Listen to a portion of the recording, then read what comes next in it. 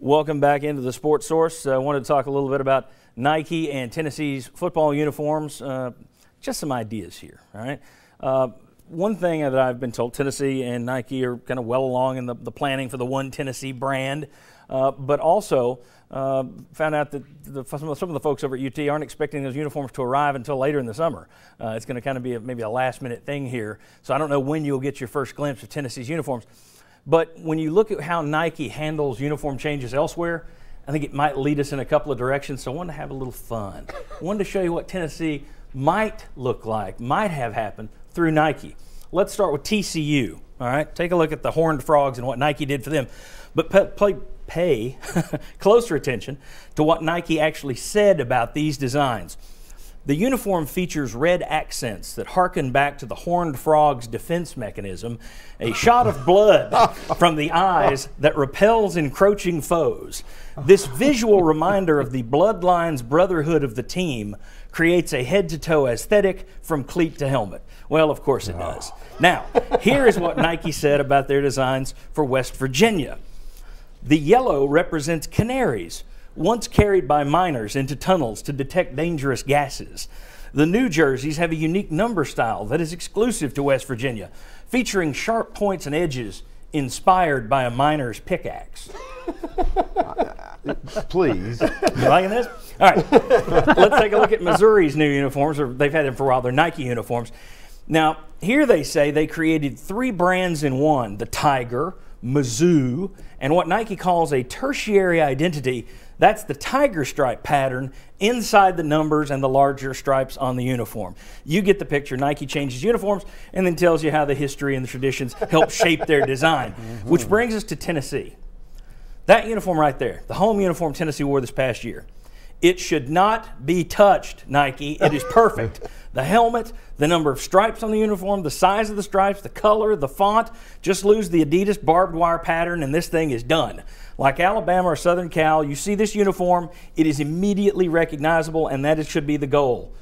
When it comes to the road uniform, have a little fun. Let's talk about that. Anything but no raccoon tails, please, hanging from the back of the helmets. So let's look as Nike does for unique inspiration. All right, what might they do? Well, Adidas went the history route. They used Tennessee's 1914 gray uniform to sell everyone on smoky gray. Just so happens that every other team in the country that wears Adidas wears smoky gray, making it less than unique. But there is, however, a former UT color that other schools don't wear. Look at this sketch of the uniform of the 1938 national champions. See those cream-colored pants? Historically speaking, a 38-style throwback would, in the possible words of Nike, harken back to the strong, hardy days of the pioneers who built the state of Tennessee, including American legend Davy Crockett, the original volunteer sharpshooter. But what about how the state got its name? They might go there as well. Tennessee sent more volunteers to the War of 1812 than any other state. That's how you got the name. Andy Jackson went to the White House thanks to it. Notice those uniforms. Look at the shoulders, the epaulettes. Even the color guard at UT football games still wears these uniforms. And epaulettes are defined as a decorative piece on the shoulder of a uniform. So who else would wear epaulettes on their shoulders? Brigadier generals wear them, as in Brigadier General Robert Reese Nealand. See where I think they might go with this?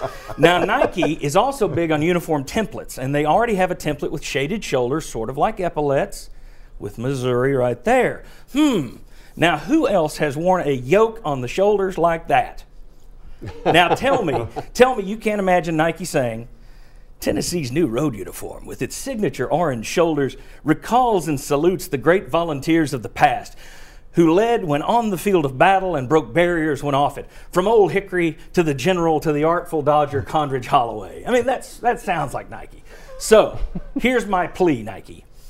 Do not touch the home uniforms at all, ever. They're perfect.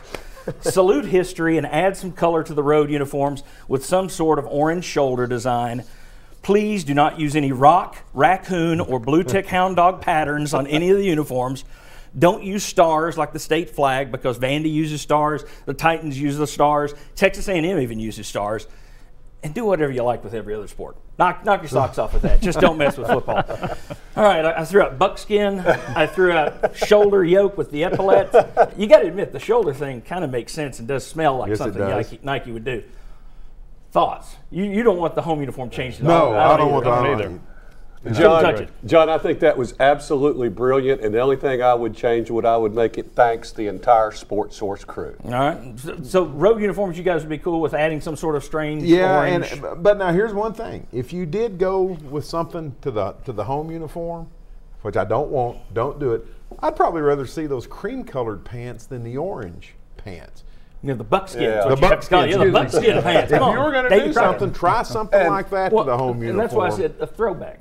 Yeah, And, exactly. and one I could thing live we with hear that. too, I've heard this, I'm sure you guys have too, it could have to do as much with the helmet as it does with the uniform. And when I you bet touch you- that helmet, you should die. I'll say this.